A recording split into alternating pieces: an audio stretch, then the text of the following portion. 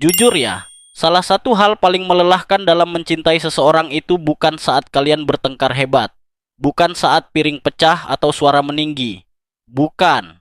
Hal paling capek adalah momen hening setelah pertengkaran itu selesai. Saat kamu duduk sendirian di sudut kamar, dada kamu sesak, air mata kamu kering, dan otak kamu mulai bertanya satu pertanyaan paling berbahaya di dunia. Tadi aku yang salah ya? Aku yang terlalu lebay ya? Apa jangan-jangan aku yang gila? Hari ini, di video ini, kita akan bedah 5 tanda halus kalau kamu lagi dimanipulasi.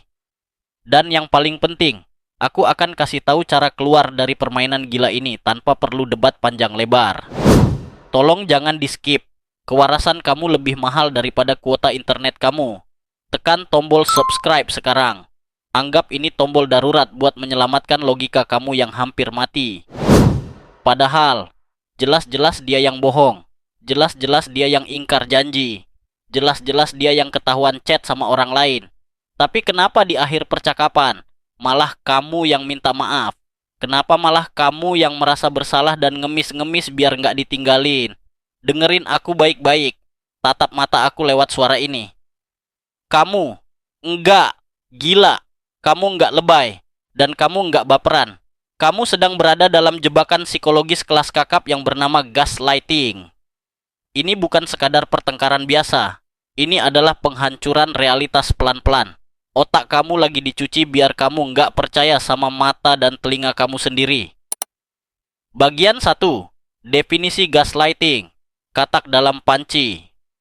Sebelum kita masuk ke tanda-tandanya, kita harus samakan frekuensi dulu. Apa itu gaslighting? Banyak orang salah kaprah. Dikira gaslighting itu cuma bohong biasa. Bukan besti. Bohong itu menyembunyikan kebenaran. Tapi gaslighting itu mengubah kebenaran di kepala kamu. Tujuannya cuma satu, supaya kamu ragu sama ingatan kamu sendiri. Dan akhirnya kamu pasrah dan nurut 100% sama versi cerita dia. Ibaratnya gini, kamu lihat langit warnanya biru. Tapi pasangan kamu bilang dengan sangat meyakinkan, sayang itu warnanya hijau loh. Mata kamu sakit ya, kamu kurang tidur ya. Pertama kali denger, kamu pasti bantah, enggak kok itu biru. Tapi kalau dia ngomong itu setiap hari, dengan nada marah, dengan nada kecewa, lama-lama kamu bakal beli obat mata. Karena kamu percaya mata kamu yang rusak. Itulah cara kerjanya, pelan, halus, tapi mematikan. Persis kayak katak yang direbus dalam panci. Apinya kecil, airnya hangat. Si katak nggak sadar dia lagi dimasak, tahu-tahu udah mati. Nah, coba cek hati kamu sekarang. Apakah kamu merasa akhir-akhir ini kamu jadi orang yang bingung, penakut, dan nggak punya pendirian? Kalau iya, besar kemungkinan air di panci kamu sudah mendidih. Ayo kita cek suhunya dengan 5 tanda berikut ini.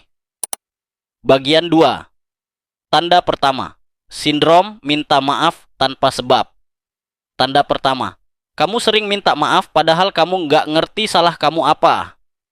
Coba ingat-ingat kejadian minggu lalu. Dia yang telat jemput, dia yang bikin salah. Tapi dia marah balik dan bilang, ini gara-gara kamu cerewet makanya aku males jemput. Atau, ini gara-gara kamu nggak ingetin aku makanya aku lupa. Tiba-tiba fokus masalah bergeser. Dari kesalahan dia, menjadi reaksi kamu. Dia pintar banget memutar balik fakta. Dia bikin seolah-olah kalau kamu nggak marah, maka dia nggak akan salah. Akhirnya, karena kamu capek debat, dan karena kamu takut dia pergi, keluar deh kalimat sakti itu. Ya udah, aku minta maaf ya. Jangan marah lagi ya. Stop. Sadari ini. Minta maaf untuk meredakan suasana itu baik. Tapi minta maaf untuk kesalahan yang enggak kamu lakukan. Itu penghancuran harga diri. Setiap kali kamu minta maaf padahal dia yang salah, kamu sedang memberinya izin untuk menginjak kamu lebih dalam lagi besok. Bagian 3. Tanda kedua, detektif swasta dan rekaman suara. Tanda kedua, kamu merasa perlu bukti untuk perasaan kamu sendiri. Ini tanda yang paling menyedihkan. Kamu jadi rajin banget screenshot chat. Kamu sering rekam percakapan kalau lagi teleponan. Atau kamu nulis kejadian hari ini di notes HP. Buat apa? Bukan buat kenang-kenangan, tapi buat barang bukti kalau nanti dia menyangkal. Kamu tahu dia bakal bilang, Aku nggak pernah ngomong gitu kok. Kamu halusinasi aja. Kamu mengada-ada. Kapan aku janji gitu? Karena kamu tahu ingatan kamu bakal diputar balik. Kamu jadi paranoid. Kamu merasa harus bawa pengacara dan bukti forensik cuman buat ngobrol sama pacar sendiri. Besti, dengerin aku. Hubungan yang sehat itu dibangun di atas kepercayaan, bukan di atas rekaman bukti. Kalau kamu harus jadi detektif di hubungan kamu sendiri, berarti kamu sedang menjalin hubungan sama penjahat, bukan sama pasangan. Bagian 4. Tanda ketiga. Takut bicara jujur. Tanda ketiga. Mulut kamu rasanya kayak dijahit. Dulu kamu orang yang ceria. Apa-apa cerita. Kalau nggak suka ya bilang nggak suka. Tapi sekarang, sebelum ngomong, kamu mikir 1000 kali. Aduh, kalau aku bilang aku nggak suka dia follow cewek itu. Nanti dibilang cemburuan nggak ya? Aduh, kalau aku tanya dia dari mana. Nanti dia ngamuk dan bilang aku posesif nggak ya? Akhirnya kamu milih diam. Kamu milih memendam semuanya sendiri. Kenapa? Karena kamu takut kata-kata kamu dipelintir. Kamu ngomong A, dia dengernya Z. Kamu bilang, aku kangen. Dia jawab, tuh kan kamu nuntut mulu. Kamu nggak ngehargain aku kerja keras. Diskusi sama dia itu kayak masuk labirin. Nggak ada jalan keluarnya. Ujung-ujungnya kamu tersesat dan dia marah besar. Jadi diam terasa lebih aman daripada jujur. Dan saat kamu takut jujur sama pasangan sendiri, saat itulah kedekatan emosional kalian sudah mati. Bagian 5. Tanda keempat. Validasi eksternal. Tanda keempat. Kamu jadi sering nanya ke orang lain, aku lebay nggak sih? Setiap ada masalah, kamu lari ke teman kamu, ke sahabat kamu, terus kamu ceritain detailnya, dan kamu nanya dengan muka putus asa. Menurut lu gua yang salah nggak sih? Menurut lu reaksi gua wajar nggak sih? Kenapa kamu nanya gitu? Karena kompas moral di dalam diri kamu sudah rusak, diganggu sama dia. Kamu udah nggak percaya sama penilaian diri sendiri. Kamu butuh orang lain buat bilang kalau kamu masih waras. Kalau teman kamu bilang, gila ya cowok lu parah banget, kamu malah membela dia. Enggak kok, sebenarnya dia baik. Cuma dia lagi stres aja kerjaannya banyak. Masa kecilnya kurang bahagia. Nah ini masuk ke tanda kelima. Bagian 6. Tanda kelima. Pengacara iblis. Tanda kelima. Kamu lebih sering membela dia daripada membela diri kamu sendiri. Ini yang disebut Stockholm Syndrome tipis-tipis. Kamu jatuh cinta sama penculik kamu. Meskipun dia nyakitin kamu. Kamu yang sibuk cari alasan pembenaran buat dia. Dia bentak kamu. Kamu bilang dia cuma capek. Dia bohong. Kamu bilang dia cuma takut aku marah. Dia selingkuh. Kamu bilang mungkin aku yang kurang perhatian. Kamu jadi pengacara gratis buat dia di depan teman-teman dan keluarga kamu. Kamu mati-matian jaga nama baik dia. Padahal dia mati-matian hancurin mental kamu. Sadar Besti, berhenti membela orang yang gak akan ragu-ragu nyalahin kamu demi menyelamatkan dirinya sendiri. Bagian 7. Solusi. Jangan debat, tapi tetapkan. Oke Min, aku ngangguk dari tadi. Lima-limanya aku banget. Terus aku harus gimana? Gimana cara ngelawan manipulator ulung kayak dia? Debat sama dia gak pernah menang. Dengerin kuncinya. Cara menang lawan gaslighter adalah dengan tidak bermain. Jangan debat. Jangan berusaha membuktikan kebenaran. Gaslighter itu nggak peduli sama fakta. Mereka peduli sama kontrol. Semakin kamu nangis dan berusaha jelasin maksud kamu, semakin senang dia karena dia tahu dia berhasil bikin emosi kamu berantakan. Ganti strategi kamu. Dari membuktikan, proving. Menjadi menetapkan, stating. Ikuti 3 langkah waras ini. Langkah 1. Jurnal fakta atau reality check. Mulai hari ini. Tulis kejadian penting di buku harian atau notes rahasia. Tulis tanggalnya, jamnya, dan apa yang sebenarnya terjadi. Tulis.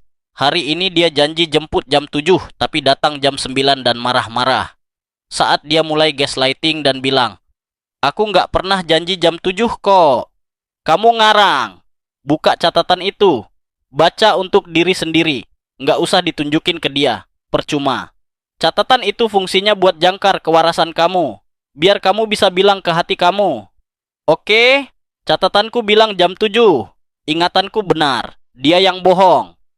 Titik. Langkah 2. Teknik batu karang atau grey rock. Jadilah sebosan batu karang. Kalau dia mulai drama, mulai muter balik fakta, mulai nuduh kamu gila, jangan nangis, jangan teriak. Pasang muka datar, nada suara datar, dan jawab seperlunya. Oh gitu ya? Maaf kalau kamu ngerasa gitu. Oke, aku dengar pendapatmu, tapi aku nggak setuju. Jangan kasih dia suplai emosi. Gaslighter itu vampir emosi. Kalau kamu nggak bereaksi, dia bakal bosan dan bingung. Kekuatan terbesar kamu adalah ketenangan. Langkah 3. Cut off pembicaraan. Kalau diskusinya udah mulai muter-muter kayak komedi putar, segera turun. Jangan mau diajak muter sampai muntah, bilang kalimat sakti ini. Kayaknya kita udah nggak nyambung dan emosi. Kita lanjut ngobrol kalau kamu udah bisa bicara jujur dan tenang. Sekarang aku mau tidur. Lalu pergi. Tutup telepon. Masuk kamar. Atau keluar rumah. Pasang batas. Tunjukkan kalau kamu nggak bisa disetir lagi. Bagian 8. Persiapan mental dan relapse. Tapi ingat ya, saat kamu mulai pasang batas, saat kamu mulai melawan, dia nggak akan tinggal diam. Dia bakal menaikkan level serangannya. Dia bakal bilang kamu egois. Dia bakal bilang kamu berubah. Dia bakal bilang kamu keras kepala. Jangan goyah. Itu tanda kalau strategi kamu berhasil. Orang toksik akan marah besar saat mereka sadar mereka nggak bisa mengendalikan kamu lagi. Marahnya dia adalah konfirmasi bahwa kamu sedang melakukan hal yang benar. Jangan balik lagi minta maaf. Tahan rasa nggak enak itu. Rasa nggak enak itu cuma sebentar. Tapi rasa hancurnya kalau kamu balik lagi ke pola itu. Bisa seumur hidup. Bagian 9. Penutup. Besti. Hidup ini terlalu singkat buat dihabiskan dengan bertanya-tanya apakah aku gila. Kamu berhak atas kebenaran. Kamu berhak atas kedamaian pikiran. Dan kamu berhak sama pasangan yang kalau salah ya minta maaf. Bukan malah bikin kamu merasa bersalah. Gaslighting itu kekerasan mental. Lukanya nggak berdarah, tapi bekasnya dalam banget. Sembuhkan diri kamu dengan kembali percaya sama intuisi kamu. Kalau hati kecil kamu bilang ada yang salah, maka itu salah. Percaya sama sinyal bahaya di diri kamu. Itu Tuhan yang lagi bisikin kamu buat lari. Kalau kamu pernah ngalamin kejadian di mana kamu dibilang terlalu sensitif, coba tulis pengalaman singkat kamu di kolom komentar. Biar kita semua tahu bentuk-bentuk manipulasi di luar sana. Dan biar teman-teman lain yang baca sadar kalau mereka nggak sendirian. Komen di bawah. Aku waras, aku sadar, aku kuat. Terima kasih sudah nonton sampai habis. Video ini panjang karena aku peduli sama keselamatan mental kamu. Ingat selalu mantra kita. Jaga akal, sehat, jaga hati, dan tetap waras. Sampai ketemu di video selanjutnya di Zona Waras.